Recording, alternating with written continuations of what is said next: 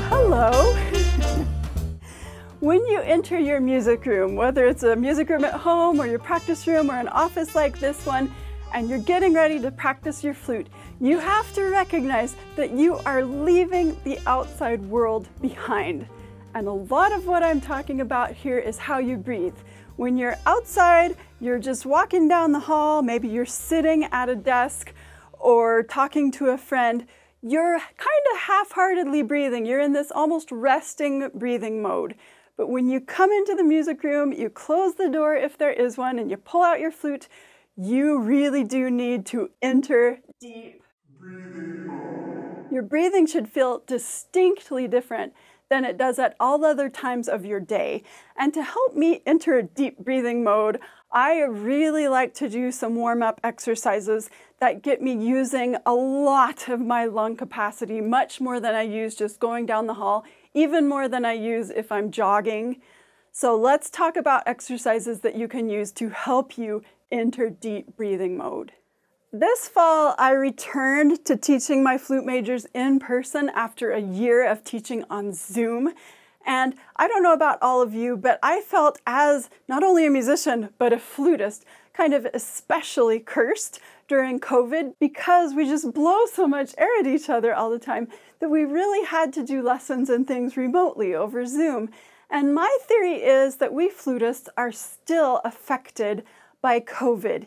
Even if we're in person, even if we're resuming, getting back to our normal lives, the problem is that we've spent a year in small spaces playing for ourselves or playing into a microphone on a laptop. We've left big rehearsal spaces behind. We haven't been playing with orchestras where we need to project, and we've kind of forgotten how much air it really takes to play the flute well and project. And one student told me that she's not really used to breathing deeply anymore because when you're wearing a mask around a lot, it's hard, even if you try, to take a really deep breath. I've noticed when I'm walking around quickly, it's hard to just get enough air to feel oxygenated, let alone fill up my whole lung capacity.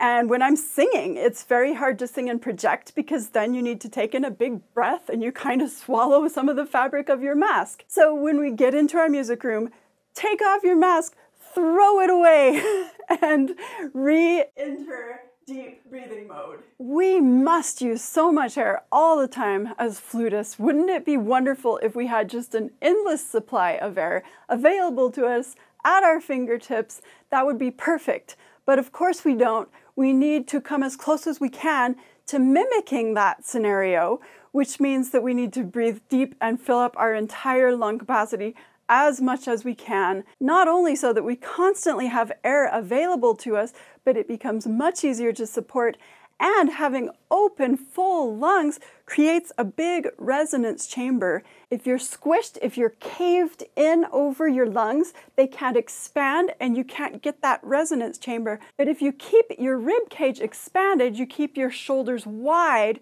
you have this big cavity of space that you fill up with air, and it increases your resonance. Let's consider for a moment how we use our lung capacity when we're out there, not in our music room. If you are resting, if you're sitting down, or you're just standing and talking like I am now, you might be using about 10% of your lung capacity. Even if you're exercising, you might be using about 50 to 60% of your lung capacity. We have all kinds of reserves with our lungs in case we find ourselves in an emergency situation. Say that you find yourself being chased by a lion through the forest and you need an extra burst of oxygen and strength to get away from the lion. Or similarly, say that you're playing your flute. It requires a lot of air to play any wind instrument, but flute is the one that takes the most. Just consider this quote straight from the American Lung Association. This consistent pressure and airspeed are essential to creating the desired sound on all wind instruments, but they're not all the same. Woodwinds, clarinet, saxophone, oboe, and bassoon are more resistant to breath because of the reed, while brass instruments, trumpet, trombone, euphonium, horn, and tuba, allow players to move air faster and more freely. And the flute and piccolo require an enormous amount of air because the musician is blowing over a hole with only a small amount of air actually getting into the instrument. Breathing deep is so important and so healthy to all human beings. We're very lucky actually that as flutists we're constantly breathing in deeply. You can find all kinds of exercises that are intended for just humanity at large to become more familiar with your lung capacity and to engage in deep breathing. For instance, if you do yoga, there's a lot of important breathing exercises involved. I watched a YouTube video a few months ago about deep breathing and how to become more aware of your breaths. And the person who was doing a TEDx talk on breathing mentioned that you can breathe in for 4 counts, out for 4 counts. He personally chose to call this kind of breathing water breathing. Then he talked about coffee breathing, which was to breathe in for 4 counts and then out for 8 counts. So at that point in the video, I couldn't help it. I scrolled down to the comments and I left a comment and I said, flute player breathing. Breathe in for 1 count, breathe out for 30 counts. We flute players are exceptionally good at breathing. We're pros. But today I want to talk to you about specifically how I connect picking up my flute whenever I'm going to play my flute with the idea that I am going to be breathing really deeply. In order to facilitate that, I like to use some warm-up exercises that are going to require that I blow out a lot of fast, hard air. I use up my lung capacity, not to the very dregs of what I have in there, but to the tail end of what will make a good flute sound. And then I just relax my body, and as long as my posture is good, my shoulders are open wide, my rib cage is expanded, my neck isn't squished down in any way, I've got a lot of open space here, my body will just take a breath in as soon as I release from blowing. There are a large number of exercises you can use to do this, to enter deep breathing mode. But today, let's stick with some that are in the Flute Player's Bible, Taffanel and Gaubert, 17 Big Daily Exercises, because this is something I've mentioned a lot of times. I can give you a link to a free copy. It's easily accessible and you can instantly pull up these exercises and give them a try. I really like to use exercises 1, 2, and 5 for this. As soon as you pick up your flute, you want to think of yourself like a human bellows. I don't know how many people out there watching ever had the chance, like I did when I was a kid, to play with the bellows, but you open it up, you expand it, and then you actively push hard, fast air out of the bellows that's going to fan the flames of your fire. So if you ever have the chance to play with the bellows, you'll notice that you keep good constant pressure on it. That's like your support, that your abdominal muscles are engaged behind your air and they're keeping constant pressure behind the air so that you get excellent support and you're blowing out with good, fast, energized air. And then when you get to the tail end of that, you just relax and release your body and it opens and expands. Blowing is an active process. As flutists, we need to feel our breaths. It can't be too gentle or we're not going to get the good support behind our sound.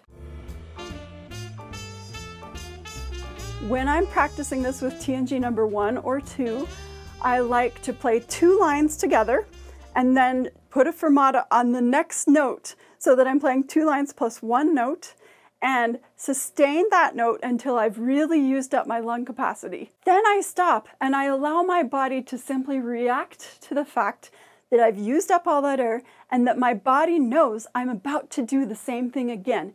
It will instinctively draw in a huge deep breath. If you give yourself plenty of time to breathe, don't do this with a metronome. Don't feel like you only have 1 second to breathe. Take as long as you need to breathe and just relax and let the air come in. And then you will feel that it feels really good and easy and relaxed to take a nice deep breath.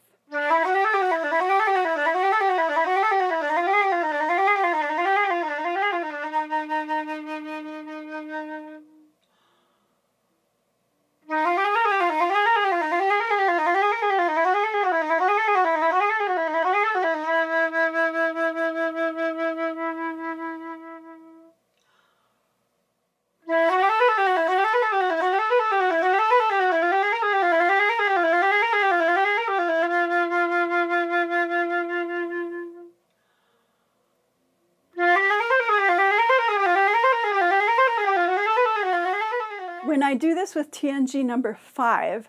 I play one line at a time. For all of these exercises, I'm playing them slurred so that I feel they are very connected. Each line that I play of T&G number 5, I do in one long breath. I use my entire lung capacity, and then again, when I get to the last note, I put a fermata on it. I hold it until I'm getting to the bottom of what I can have in my lungs and still make a good flute sound.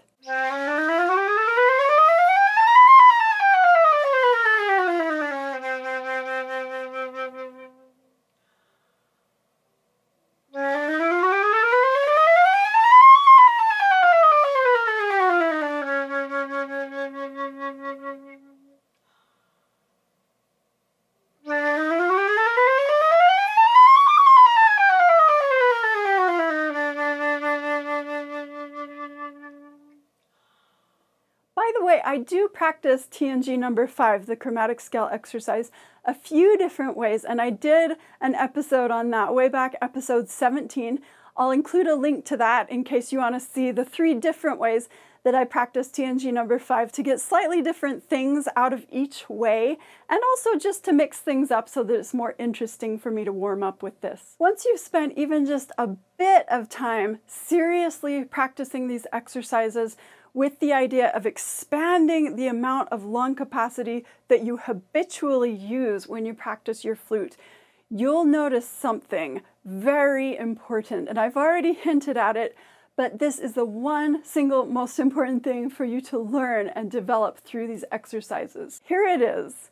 If you think of blowing out very actively, using a lot of fast, energized air, then once you've blown out and used up all this air that you have in your lungs, your body will respond by taking in a nice, deep, open, relaxed breath. Your body will notice that you're blowing a lot of air out, and your body will respond by thinking, oh, she's serious. She's gonna do it again. She needs a lot of air. And it will instinctively take a very nice, deep, open breath. You do not have to work to get your lungs full of air. Think about it. When you're blowing out, you're emptying your lungs. Things are rising up. Your diaphragm is coming up beneath your lungs. And once you stop that process, your diaphragm goes down and it creates a vacuum. Your lungs are squished a little bit in your body. Now, don't ever think of it that way because we want to keep everything as expanded as possible. But obviously, you've blown a lot of air out. There's a lot of room for air to come back in. And so if you just release those abdominal muscles and your diaphragm just comes down, the air is automatically pulled into your lungs simply by the fact that you've created a little vacuum inside your body and it needs to fill up. When your diaphragm comes down, the air will just come into your lungs without you having to pull it in any way. You don't want to think, oh, I have to breathe. You want to think, it's time for me to release and relax, and the air just comes into your lungs. Obviously, for all of this to work right, you have to also have a very good sense of how to support your sound, what it means to engage your abdominal muscles behind your airstream. And for all of that, I would suggest, if you haven't already, to watch my episode number 5. I recorded it very early because it's about support.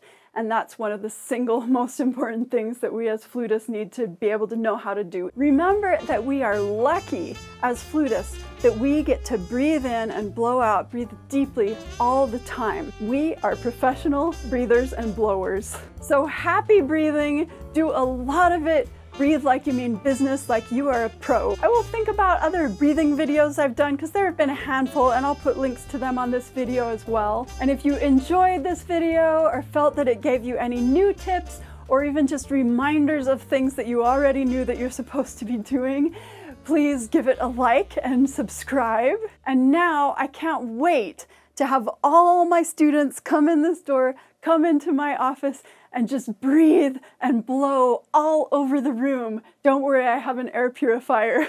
It's so good for us to breathe. Happy breathing.